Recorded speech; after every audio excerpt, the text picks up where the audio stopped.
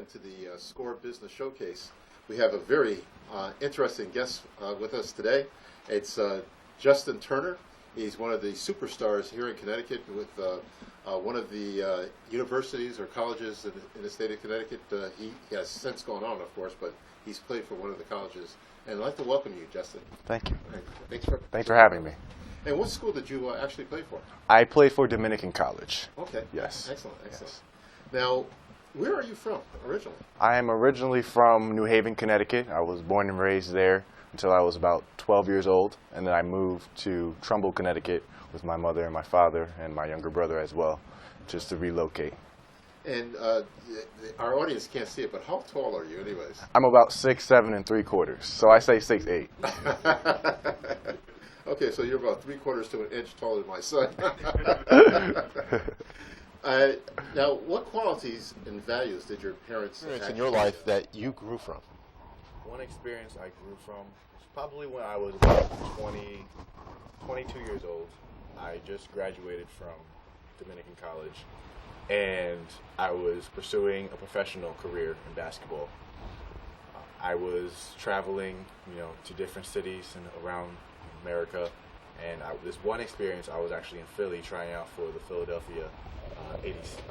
the Delaware 87ers for the D-League team of the Philadelphia 76ers, and I made the roster for a week, and I played 2 games. Unfortunately, we lost those 2 games, and I got cut on that week, right after the first 2 games. But what I learned from that really was, it's a very competitive field, and some people really have sacrificed a lot, and it takes a lot of sacrifice to really get what you want. And I learned that that's where I really learned, when you really want something so badly, you really have to put your all into it. And that really helped me. I knew when I did not make that, and I kind of started going into my professional career in Connecticut, I realized, I have to put that same effort that I did not put into basketball. I had to apply it into another field, and that pushes me every day to continue to, sacrifice myself, for basically my future, to set up for my future. So, that may be, a lack of sleep, or, might miss a meal or something like that.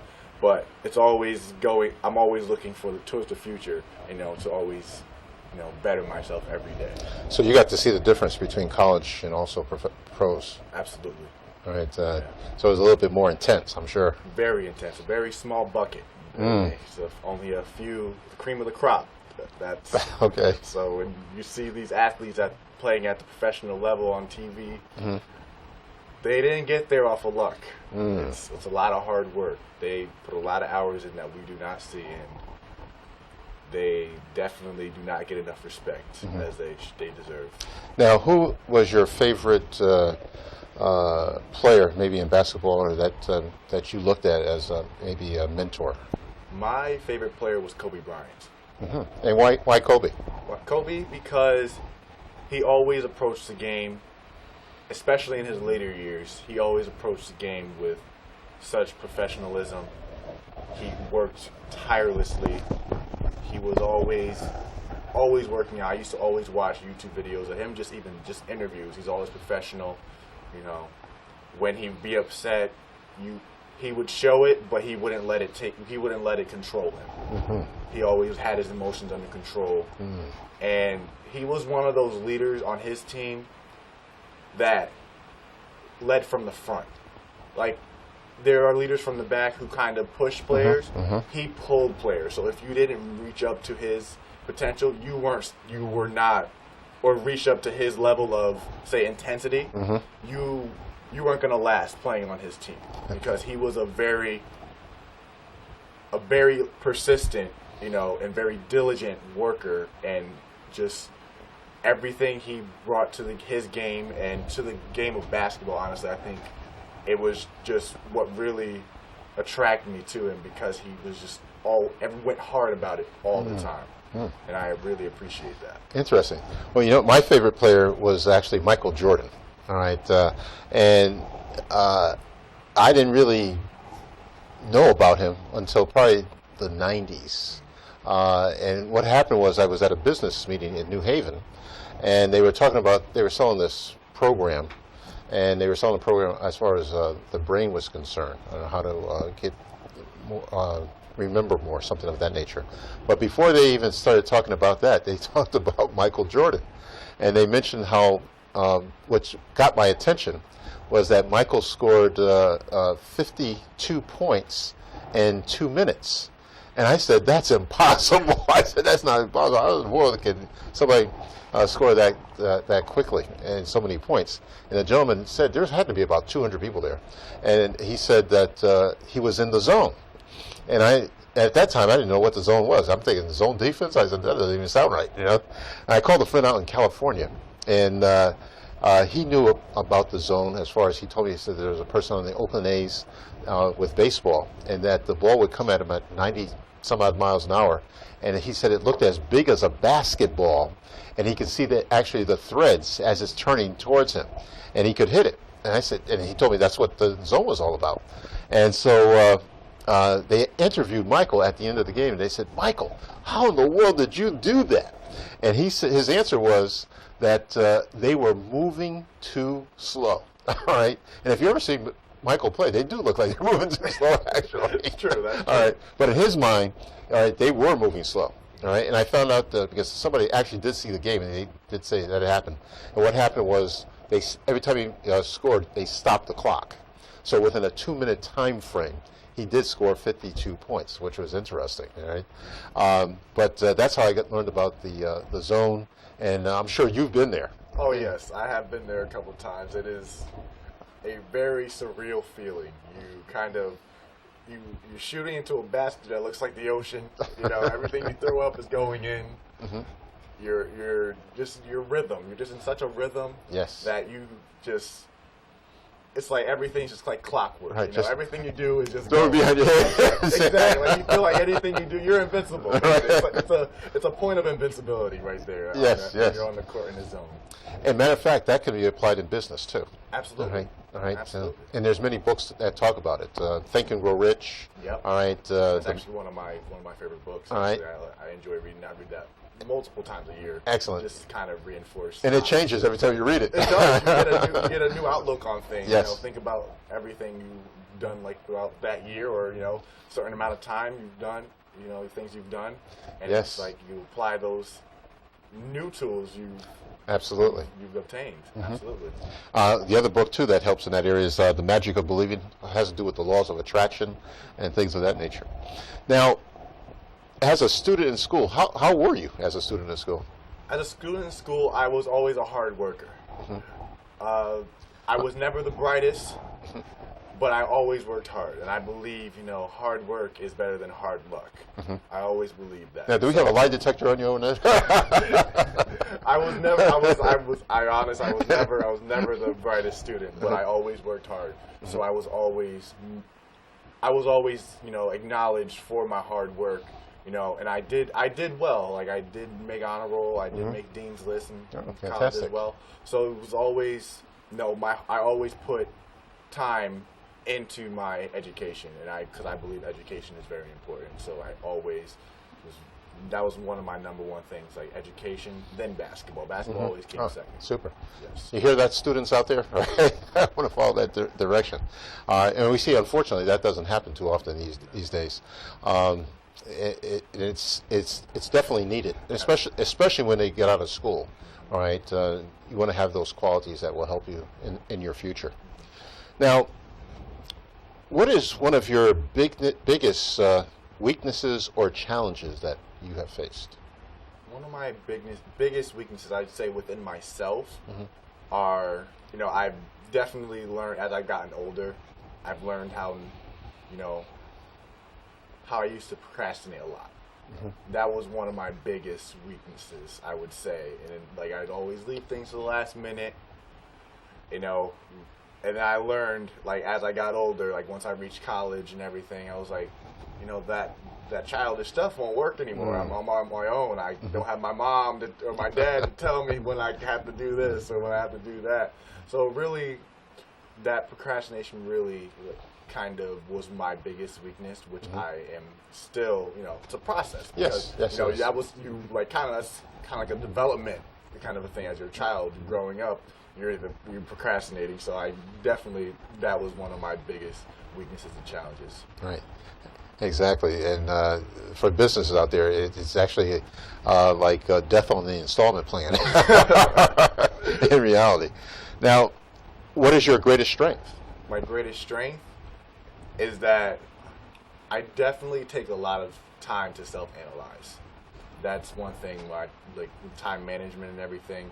I definitely always try to make time for myself, and I feel like that's very important. And you know, because you can't help anybody unless you know you help yourself first, and that's why I believe as well. You know, and it's just if I you know can get in the right state of mind, I can analyze myself. You know, come to a situation with a clear mind. You know, non-judgmental or anything, and kind of be open to any circumstance or situation that may occur. I feel like that same self-analyzing is part of that and being my strength of being able to adapt to any environment that I may be thrown into. Very good. Now, did basketball influence you in any way in that area? I say yes. You know, being on many different teams as well, you know, you had to create friendships or tolerate teammates. Yes. You know, or tolerate coaches as well. You know, you may not get along with everybody you are working with. That can go, correlate with the business world as well. Yes. You know, you may not like your boss, you may not like your coworker, but I learned how to work with them and put our differences to the side, so for the better of the team, you know, to reach a common goal. Yes. And that, self-analyzing kind of definitely helped me kind of think like, maybe let me try to talk to them, see where they're coming from, and see like what maybe they have an opinion that I don't have. Maybe I can see it. Maybe we can compromise and see it, in the middle, mutual terms. You know, that's great that you mentioned that, because I found that being involved in sports does help in that area, especially if you're trying to win and trying to have success. You have to work with your teammates, all right? So the same thing as you mentioned, it applies in business, right? To find a common goal and common ground, all right, so that you can move forward and make those baskets, so to speak. Yes. Yes. Now, what motivates you to get up every day? What motivates me to get up every day? I know it's a little cliche, but I say failure. You know, I just want to, I want to live a healthy, successful, happy life, and just knowing, if I don't start now, I don't know where I will be in 10 years, and so like that kind of pushes me just to continue to keep getting better and bettering myself, and embracing failure and using that failure as fuel. And if I do I do come short of something, it's not the end. It's just a temporary block that I just have to find another way to. And so that's also happened when I didn't make the professional team. I just used those tools that I learned and the things that I saw and use them into a different aspect of my life. That's fantastic. I'm glad to hear that. Recently I talked to a couple that are getting married pretty soon, and they asked me, how long have I been married? And I told them, I said, well, it's going on 42 years, all right? Congratulations. Thank you. And the young lady said she doesn't see it going another 10 years for them. Now, she wasn't talking about marriage. She was talking about the world, all right, as far as the world going another 10 years. She just didn't see with the things that are happening today. Whereas what you're saying is, regardless of what the world is going on around the world, all right, you're looking at your life and how you can make it better personally, and also how you can affect people with positive change. Absolutely. And being in business really requires that also, all Yes, right? yes. Because there's so many things that come up on a daily basis, and that's why we always suggest books, all right, to read, to actually help people in those areas. Now, this question should be interesting. Name 5 people you would like to meet and talk with for maybe an hour or so. All right. So one person is definitely Kobe Bryant, like I mentioned before. Just his mentality about, how he approaches the game and life every day is definitely something that a mind I would like to pick. Just ask him like a few questions. If I had an hour with him, I definitely get something out of him, and I definitely would love that. Another person would be Oprah. Someone who's kind of made herself, into such a marvelous and one of the most inspirational women and influential persons in the world, not just women, just influential persons. It's just outstanding where she came from. Another person would be Barack Obama as well. All the challenges he's faced He did. and adversity, he became the first African American president.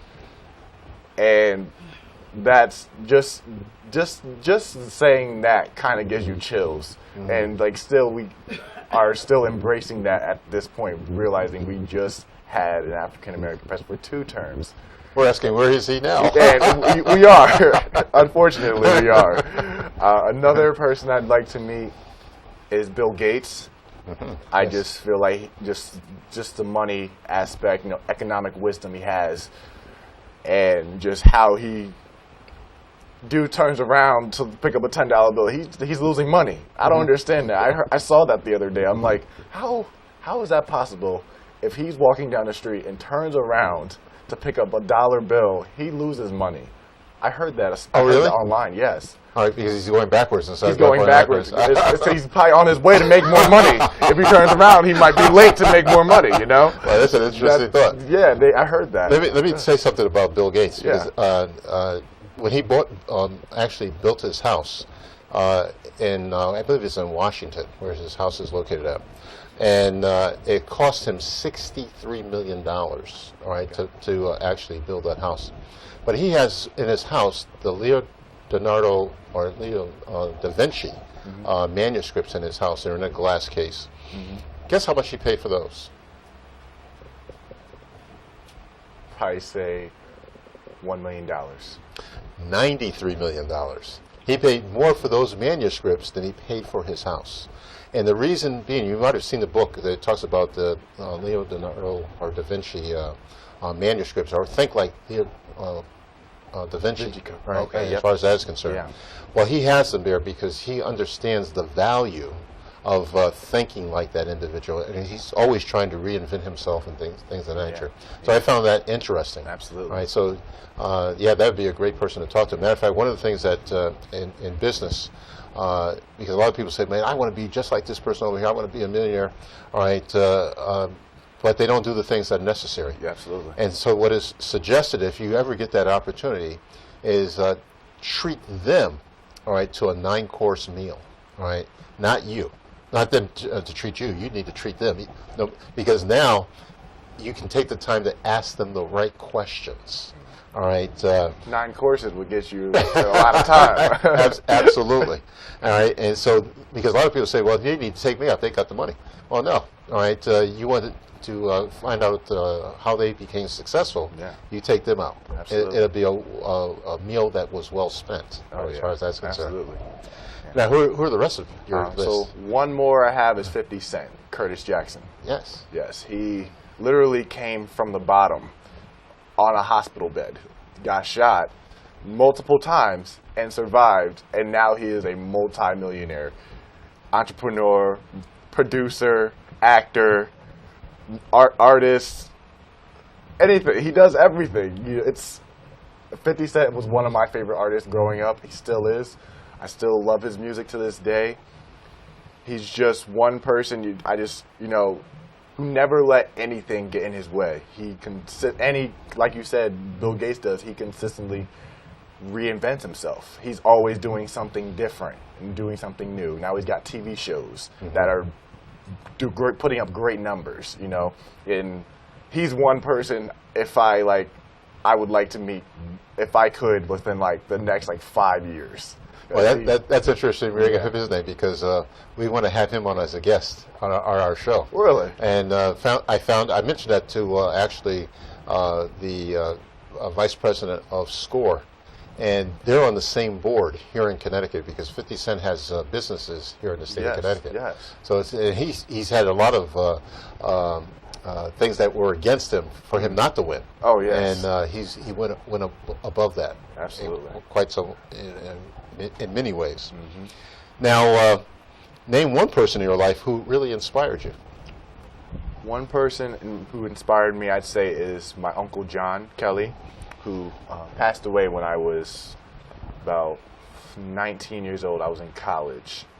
And he was a military man. He was in the Air Force during World War II and the Vietnam War as well.